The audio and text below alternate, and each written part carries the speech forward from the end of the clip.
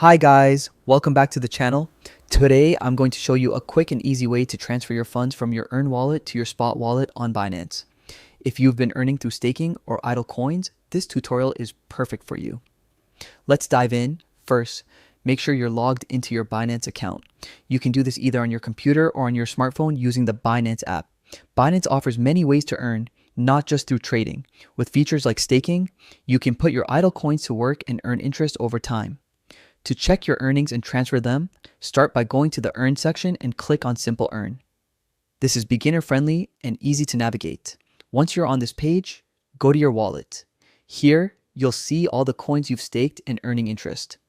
If you've enabled auto subscribe, your earnings will automatically transfer to your Earn wallet every 24 hours. But if you want to manually move funds back to your Spot wallet, it's really simple. Click on Redeem, choose the amount you want to transfer, tick the confirmation box, and hit Confirm. You'll see a message saying redemption successful. Finally, head over to your Spot wallet and you'll notice your funds are already there, ready to use.